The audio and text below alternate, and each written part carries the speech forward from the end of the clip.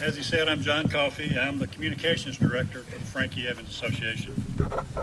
I don't get that because I'm really smart or anything like that. It's just I make less spelling errors than everybody else does. I actually kind of think it's because I'm eye candy. So I'm going to tell you a little bit about the ship from beginning to end, and I'll try to keep it brief. She was built and she sunk. Thank you. No. The keel was laid down in April of 44. By 45, she was already been through test drives and everything. She was made in Bethlehem Steel in Staten Island. One of the things about this is that a guy named James Bradley helped build the ship. His son, James Jr., died, one of the 74. She was launched on October 3rd of 44 and sailed to the Western Pacific and arriving in Okinawa in June of 45. She was put on radar station and had a few little battles with kamikazes and things like that, but she was a fighter. In 24 years of service, she was awarded several combat awards and battle stars. 11 of them, as a matter of fact. After the war, she did patrolling, I guess you'd call it, up and down the China coast, working that part of the reconstruction and stuff after the war. Then she was sent back to San Diego and put in the mothballs. Korea broke out and they brought her back out of mothballs, refitted her. And from there, she won 5 battle stars up and down the Korean coast. It was during Korea that she got the title of being the fighter. And the fighter is what we have on our things. It's because she was so accurate with her gunfire support that she could knock the targets out when she could. Korea ended, she went back into mothballs. And in 61, they brought her out of mothballs and put her into a FRAM location. What that meant was they took one of the gun mounts off the back and took all the machine guns off the side of it, the 50 cals and all that. Put a hanger on there and made a place for the drone. A remote control helicopter that was supposed to carry torpedoes that they could launch but never could get. I mean, they just wasted millions on that one, but that was what they call FRAM 2. That's what it was. She sailed for most of the 60s. In 63, she got another nickname. I was on her then.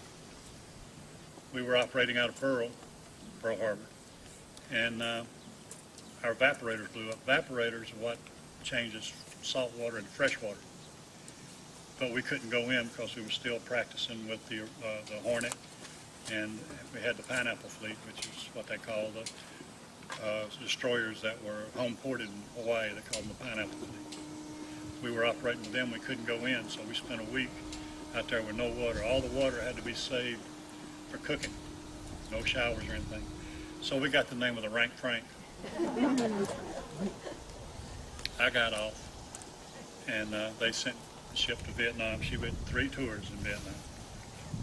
In her 24 years, she earned a lot. From May, on the last tour, when she left Long Beach, she was over 30 people short and just having a full crew. I've heard several reasons why, and I'm not going to speculate, or talk about gossip because I don't know. I just know she was short. She went on the gun line, arriving in Vietnam involved in an operation called Daring Rebel. She did up and down the coast, even taking some small arms fire. They were that close in. The 15 days that she was there, she fired over 2,000 rounds on 74 targets and night illumination to help save the Marines in the R-van. On the 15th, she was released, and she had to go back to Subic Bay to rearm and replenish.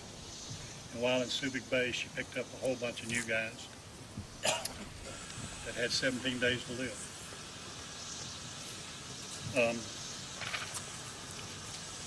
She It was part of the operation and part of the orders when she left. They knew they were going to go to this SATO operation, Southeastern Atlantic Treaty Organization, with 7 countries. And when she left Sauvey, she had her complement of 278 men. Of those 278, 5 were absent on sailing. 3 of them are Filipinos, and they were on leave to go home because they were Filipinos. 1 was in school and 1 was in sick bay. That night, June the 3rd, it was an off night. They were operating with H.M.A.S. Melbourne with, I think it was 5 or 6 other destroyers around.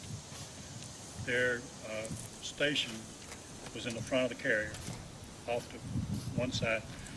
They were doing zigzag coursing, which was outdated at the end of World War II. But you go from point A to point B, that's your main course. Along that, you zigzag back and forth so submarines couldn't get a beat on you. Submarines had computers. They had you locked down from the time they picked you up on the periscope, but they still had to do it. 3 o'clock, they'd already been to plane guard 2 or 3 times that night. This time, right at 3 o'clock, they were ordered to go to plane guard. Plane guard is when the destroyer falls in 1,000 yards or a little bit behind the carrier in case something goes over the side. The destroyer can pick it up.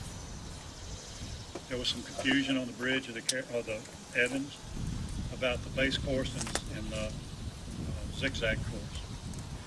If they had come left, they would have fallen right around behind the carrier. Instead, they came right. When they turned the rudder right, they had 2 minutes to live. CIC, where I worked, I was a radar, where Mike worked, was telling them they were on a collision course. The carrier told them they were on a collision course. The OD and the JOD, officer of the deck, junior officer of the deck, running back and forth, trying to figure out what was going on. And when they finally realized what was happening, he called full right rudder, full speed ahead, full right rudder. The Evans made a hard right-hand turn.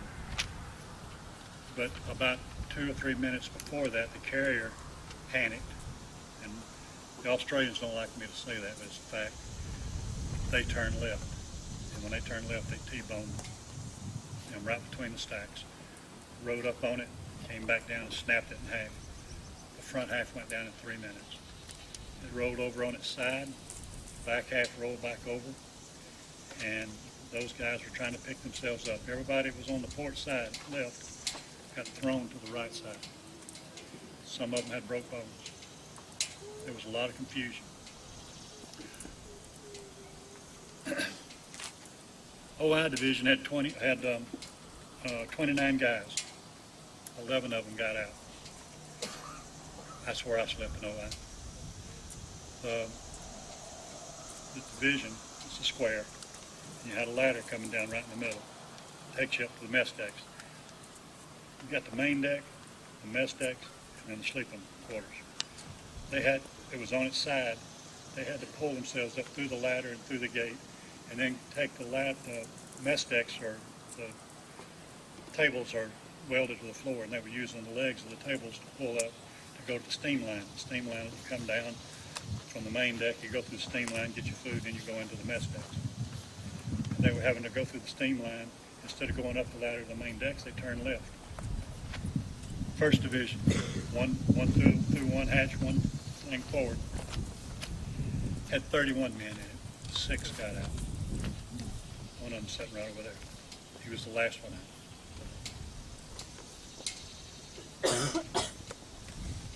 They got up on the main deck, or up on the main deck, but they couldn't get out because the hatch was closed. And it's a 150, 200-pound door. And they were standing on the bulkhead, trying to push it up, and they could only get it up a few inches. The guys on the bridge, both the officers did. The helmsman driving the boat, he was killed. The lee helmsman, the one that does the little thing and goes to the engine room and tells them how fast to go, he was killed. Messenger of the watch standing in the back, he was killed. The petty officer of the watch, a guy named Bob Petty, was knocked out and flung into the water. He doesn't know how he got in the water. He was alone when he came to. Somebody told him to go open that hatch. He swam back up and got on that ship that was rolling over and coming down like that and opened that hatch. And 19 guys got out. 17 of them survived. 2 of them didn't. One of the guys that didn't survive died on his 19th birthday.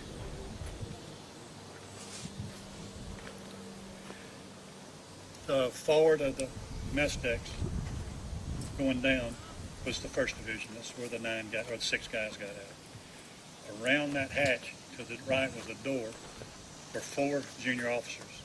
It was a hatch. It wasn't a hatch, a watertight compartment. It was a door. But the ladder going up to the main deck broke loose. It was a removable ladder. Below the 1st Division was where they kept the reefers, where you keep the frozen food and supplies. That ladder was a removable ladder so they could drop stuff straight down through the 1st Division into the storage locker. That ladder ripped loose and slammed up against the door, and those guys couldn't get out. To the left was the chief's quarters. They're one deck down. You go in the chief's quarters, that's where the mess hall was. They had their own eating place. You turn left and go down the ladder, and that's where the chiefs were sleeping. Right next to that ladder was a gentleman by the name of Charles Cannington. Charles was a hospital foreman, chief. He was about to retire. He told his wife he wanted one last sea duty. He was a Marine foreman. The Marines don't have their own medics. They use the Navy foreman. Said he wanted one more time at sea, but he already had bought a house in Jacksonville and had a civilian job lined up as a nurse, a male nurse, in Jackson Naval Hospital. He found that all the lights went out. He found his pen light and stood at the bottom of the ladder and started getting the chiefs to go out. The chiefs had to go up the ladder to the main deck. They couldn't turn right because they were already coming down like that. There was another, it's about this wide, but it went up to the main deck. They had to go up that.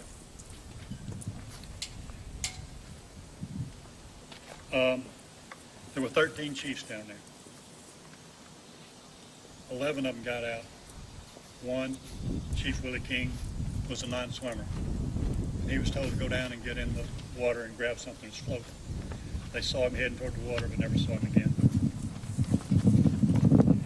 Chief Cannington went to the back of the line and stood behind Chief Hess. And by the time, and each one of them, as they would start up the ladder, and the pen light to the guy behind them, so that they could all find the ladder. By the time Hess got to the ladder, the water was coming in. So him and Chief Cannington didn't make it out. Kenny Gline, on top of the bridge, there were 2 guys standing watch, port and starboard. There were 2 guys that were in the signal shack. One was a seaman apprentice. The other one was the vice president of our association, Steve Krause. Steve was a second-class signalman. They had an off night. It was wartime conditions. They were sailing with lights out. So they couldn't do the semaphore with the lights. They couldn't wave their skiddies around because nobody could see them. So he told Marcus Rodriguez, take some time off, take a nap. So Marcus climbed on top of the signal shack and went to sleep. Steve noticed some stuff, strange stuff going on, maneuvering and stuff like that. He didn't see the carrier anymore where it was supposed to be. He walked out of the signal shack and there was the carrier coming down on him. He banged on the top and told Marcus to wake up. We're about to get hit. He started running forward and the carrier hit. Marcus was flung on the flight deck of the carrier, broken bones all over. They triaged him, put him on a helicopter, took him to the Kearsarge. Kearsarge flew him to Cameron Bay, where he spent a few months of surgeries and all that, trying to put him back together. Marcus was being scouted for semi-pro baseball. He didn't get to play anymore. He went from Cameron, I understand, to Japan, and from Japan into the U.S. For 40 years, nobody came to see him because they didn't know where he was. Most of them thought he was dead. Nobody came to see him for 40 years. He thought that nobody came to see him because he was asleep on watch. And they've been talking to him, trying to get him to come to reunions and everything, but he's had a rough life. Steve got knocked into the water. He tried to swim to Australia. He turned around and saw the front of the ship going down and saw how far away he was, so he swam back. The Australians were heroes. They had helicopters up. They had they tied the back half to the side of the carrier. They had boats down in the water pulling guys out. One body was found. A boy named Kenny Glines. Kenny was starboard watch. When the ship hit, he got knocked over, and the starboard watch said Robert Boffman tried to help him get untangled. He had the sound-powered phones on. Boffman didn't. He got tangled up in the wires, but Boffman said his chest and head was pretty messed up. And then the ship rolled and he fell in the water. Kenny somehow got loose. They pulled him in. He's buried in Independence, Missouri.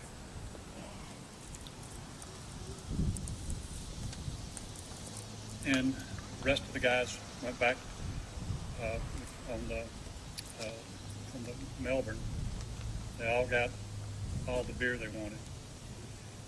I think it was a ploy because they gave them all Foster's, and the Australians hate Foster's beer. So they were trying to get rid of their stock of it, so they let the guys have all they wanted. They did a memorial service for them on the Kearsarge, put them in boats, took them over, on the Melbourne, put them in boats and took them to the Kearsarge. The Kearsarge went back to Sauvey. Most of them got to go home after that 30-day leave. Some of them had to hang around for the court-martial.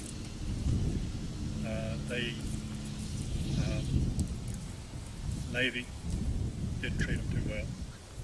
They were wanting to pay for their sea bags. They'd lost everything they had, and the Navy wanted to charge them for it. The American Red Cross, which I have nothing to do with. These guys are coming off. When they got on the Kearsarge, all they had on was their underwear if they had that. The ones that were sleeping in the racks and everything. The Red Cross tried to charge them with sandwiches and food. They had phones set up, but they made them pay for their phone calls home to the families. So I have nothing. I've heard the same stories like that going through Katrina and everything else. I'm not a fan of the Red Cross. If y'all are, God bless you. Go right ahead. The families found out about the wreck through Walter Cronkite. The Navy didn't get in touch with them. A buddy of mine, Dale Francis, one of the survivors, radarman from the front half. He got his message, he got his notice from the Navy the same, or just about the same day he got home from the trip. Anyways, they held a court-martial. Officer deck, junior officer deck, got reprimanded. Got a few 100 points taken off their, in other words, their career was ruined. One of them now, the junior officer deck, has passed away with cancer. The other one is a judge down in Texas. Richmond, Bob Petty, hasn't been to any reunions yet. He doesn't. He says he don't want anybody calling him a hero. And I don't know what other definition there is for a hero than Bob Petty. To get back on the sinking ship, to open up the door that he didn't even know had anybody in it. He just opened it up. Anyways, that's the story of the Evans. If I went too long or if I upset anybody, I'm sorry. There's a lot more details, but there's no need to go into them. Thank you.